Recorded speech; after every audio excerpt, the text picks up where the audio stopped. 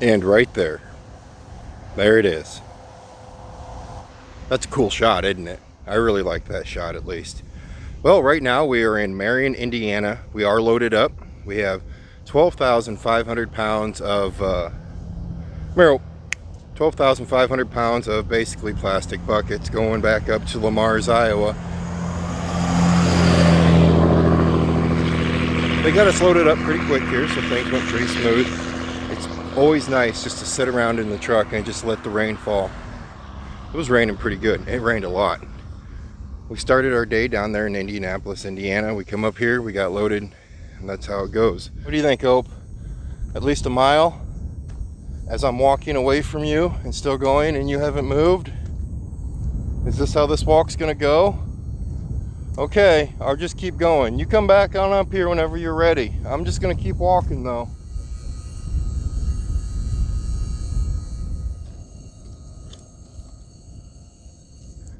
You see that sunset though? Oh, that is just beautiful. Sunsets like that is what makes driving a truck extremely easy, and something that I loved getting into trucking because of. Now granted, back when I first became a truck driver, that sunset was not what I was thinking about. When I first became a truck driver, the only thing going through my mind was, is this it? Could this possibly be it? Because let me tell you, truck driving a truck has saved my life, or it has changed my life, it has saved my life, however which way you want to put at it. Because before I became a truck driver, I was kind of all over the place. I didn't know what I wanted to do. I went through some jobs, I really did. I went through them pretty quick. They were good paying jobs, and they were jobs with great insurance. They were jobs that I should have stayed at. It would have been a responsible adult thing to stay at those jobs. Right in that very door, right there, I had Tater Tot with me when she was a younger, little Tater Tot. She's just a little girl. And we were in the old Freightliner, and the air conditioner had broke on it for the 15th time. And it was like 102 degrees out. Paperwork got goofed up, and it was going to be like 2 hours before they could even think about loading us. I fired up the reefer on the trailer. I put her in the trailer, and she was just dancing, running around, playing around in the trailer, and staying cool. Those are memories I get to have because I became a truck driver. I was a waiter at a casino. The good ones was I built trailers for a trailer factory in Sioux City, Iowa, building grain trailers. That was a good job. It was a union job. I could have had great insurance, great everything. Should have stayed. But 4 walls just wasn't for me. I went to Ida Grove, Iowa, and I started building boat trailers. Another great job. Not a union job, but another... Really, dude? Oh, get out of there. Come on. I'm trying to have a serious conversation here. I'm trying to say how truck driving has saved my life, and here you are finding mud. But it wasn't a union job, but it still had great insurance and it had good pay. I should have stayed put right there. I was lost. I really didn't know what I wanted to do. I was all over the place. You know, Sarah was going through college at the time, because if you don't remember, me and Sarah, we've been together since we were 15 years old. Moved in together when we were 18 years old. Then she went off to college for 4 years and got her education in special ed education. So when she was in college, yeah, she was working still. Small stuff, little stuff. Neither one of us were making enough bank to really be, I don't know. We were normal young kids, man. Credit card debt. Worried about really nothing other than just doing the kid thing, I guess. But as for right now, we have some trucking to do. We'll talk more about the whole truck driving part a little bit later on in our evening. I need to scribble up on some logbook a little bit, and I think we're going to bypass Chicago this time. The easiest route would be, or the GPS route, is just to buzz over to Interstate 65, run up to Chicago, then run 80 all the way across. Usually in that situation, I didn't do it last time, but a lot of times I will buzz over to Interstate 65, and then I will run up to Highway 24 and then I run 24 over. But I don't think I've ever ran Highway 24 all the way over to Interstate 39.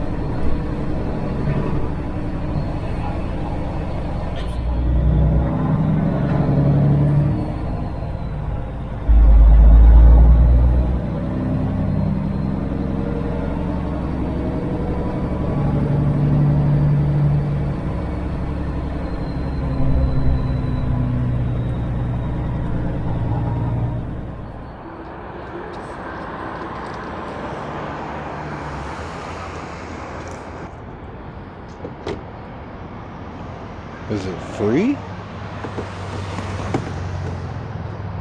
Where do you pay for it?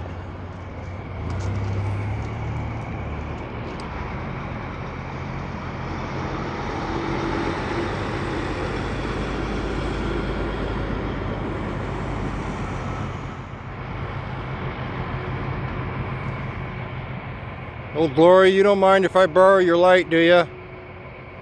Alrighty. She's got a big spotlight. We're going to use it because it works really good for recording. Alright, we're in Gilman, Illinois right now. As for the Tesla chargers, this part of Illinois, I guess I didn't really figure that many people had Teslas, and there's like 10 chargers over there for them. Goofy. Trip's going really good, guys. Everything's going smooth. 24. Wow, you redid 24. Last time I took 24, she was kind of rough. And no, she's pretty smooth so far to this point. I'm pretty sure that's going to be... Isn't that Interstate 55 right over there? Is it 55 or 57? It's one of the two interstates over there. We're going to go under it. We're going to keep going. We're going to go to Interstate 39.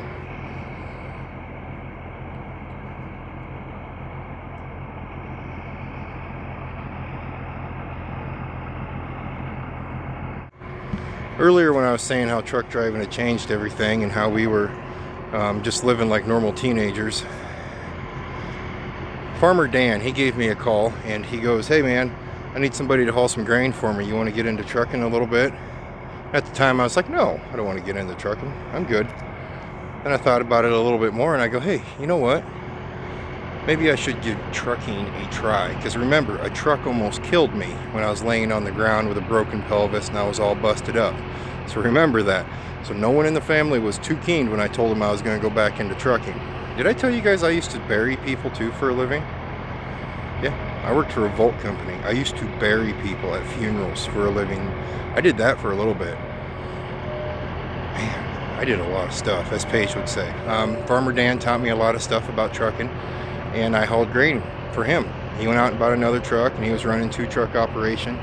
It didn't work out the best because, you know, Dan's my uncle, but he's the same age as me. He's a year or two older than me. And turns out you really just can't work with family sometimes. So that didn't work out too good. Plus that hauling corn, hauling soybeans in the elevators, it wasn't doing it for me. I just wasn't getting my fix that I wanted. You know, the what I thought trucking would be. I was not getting that feeling. So I just was ready to move on already. And it was just a short term. Like I said, I was going through phases. I didn't know what I wanted to do. So then we moved on from there. We went to hauling wet distilled grain from Iowa to Nebraska. Now that gave me a dabble into it because I put on, gosh, it was probably 3,500 miles a week doing that. Now, in that 3,500 miles a week, I was dabbling in pulling the refrigerated trailer and hauling the feed. And you were gone. I was gone 7 days a week. But I was supposedly home every night. It was supposed to be a local gig. But 7 days a week at 14 hours a day, or it's supposed to be 14 hours a day. By the time you got home, it was sleep time. So that was working out okay. I mean, it really was. I loved doing it. I loved the guy who owned the trailers I was pulling, Waldo. I loved working with him. He was a great guy to work with. Then, you know, I jumped into owning my own truck. So when I did that, I still hauled the feed, still hauling feed, still dabbling and pulling the refrigerator. Then I just got so fed up with, don't take this wrong, some people, but I got fed up with the farmer mentality. I got fed up with the agricultural world. I'm like, you know what? We're jumping into the reefer world, and we're getting away from that. We're getting away from agriculture. We're going to be over-the-road truck drivers. But I think I found myself. I think I found my niche. You know, I bounced in between jobs. I was lost. I was essentially lost. I could not figure out what I wanted to do. And I did not want to get up. I did not want to do anything. When it came to trucking, though, it was get in the truck, do what I had to do, drive, love what I have to do, sometimes hate what I have to do, sometimes despise what I have to do. But I was in the truck and I had found what I wanted to do with my life. That's how truck driving has basically saved my life. Financially, truck driving has given me things that I never thought I'd have. Scenery, truck driving has given me scenery that I never thought I'd see. It has made me have experiences that I never thought I'd be able to do. I mean, I'm a shade tree mechanic. I'm not a true-blooded mechanic. I'm a shade tree mechanic, but it's kind of scary sometimes on how much I can actually do to my truck myself. Or it's made it to where you adapt, you overcome, you figure out adversity, you figure out how to make things better without calling somebody. You know, I have a support system at home that helps me out here on the road in the wise of taking care of things that I don't have answers to, or answering things that I don't know. Okay, there's a pickup just driving around the parking lot. Answering things that I just don't know I have answers to. I said that already. Let's move on from there. So if you're looking to get into trucking, let's say you're bouncing around jobs here, bouncing around jobs there, give trucking a try. But when you come out here, make sure you do it right. Have respect. Don't be a know-it-all. Oh my gosh. The worst thing that drives me nuts about super truckers is their know-it-all capability. You will not believe how many truck drivers out here know everything. There's nothing they don't know. Which means I usually have my conversations with you people instead of sitting in the truck stop and having my conversations. In the wise of being antisocial, truck driving has ruined me. I am way not social. in the wise of the family. I have made truck driving work around the family. Will it always work? I don't know. We'll find out. Troy's going to be coming into high school here in a couple years, so that's when I made my dad come home from being a salesman, is when I started getting that old. Troy's nothing like me. I was a little butthole, bad person. I was not a good kid. Troy's a good kid, so we'll go from there. So now you know, truck driving saved my life.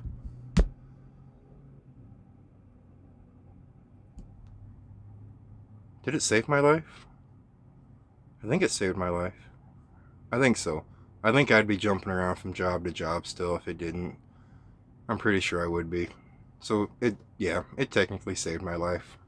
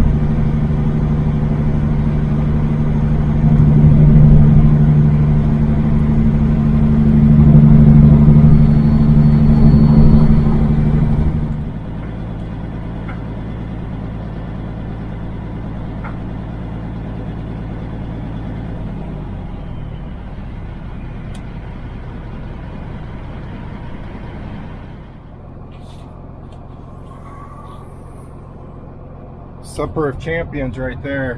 Burritos.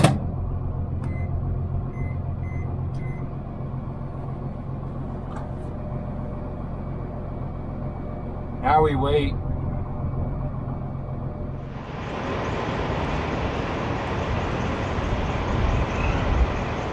I know! Isn't it cool? It snowed, okay? We found snow, which means Mr. Fluffy Blanket can come back out. It's like having a cloud on your head. I love my fluffy hat, I really do. But it snowed, and it's currently 26 degrees, so that means the fluffy hat can come back out. The problem is, when it warms up, I gotta put the fluffy hat back, and well, it's not pleasant, because it's like I have hair right now. You people with hair, this is what it feels like, isn't it? You can like style it and move it around, put a little comb to it. This is what it's like to have hair, I bet. I bet it is. Okay, on a serious note, no more fooling around. On a serious note, my videos are a few days behind, as some of you probably already know. So today is November 11th, which is Veterans Day. If you're a veteran out there, family member of a veteran of any sort, I thank you. That furry little fart box thanks you. My family thanks you.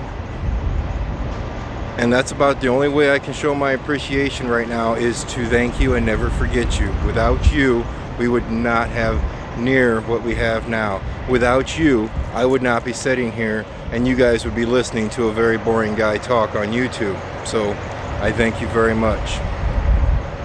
My daughter, Paige, you guys know her, she played the taps. We have a Veterans Day ceremony at our school every year, and my daughter played the taps.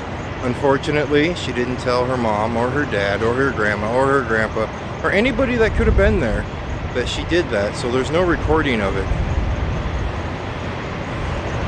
She always forgets to tell us the stuff like that, and I would have loved to have a recording of my daughter playing the taps at a Veterans Day ceremony. So thank you very much. Thank you, thank you, thank you for your sacrifices. I'm trying to find a way to where the wind isn't blowing, to where I can actually talk to you guys and the wind isn't grabbing the microphone. And he's just trying to stay warm. Alright, Opie, we have all this grass. Let's go walk around. And Dad, you've been letting me out a lot tonight, so I don't really need to walk around in the grass. I'm cold. Oh, whoops, you're still looking at me. You were supposed to be looking at him when I said that. We're in Center Point, Iowa right now. Interstate 80 was a lot of snow. It was actually building up on the roads there for a little bit. We are going to buzz up to Highway 20 right now, and I was just checking the radar, and Highway 20 is not looking too pleasant in the wise of snow cover on the radar. We'll see what it does for the ground cover. That time of year, isn't it? It's that time of year where we got to start thinking about this kind of stuff.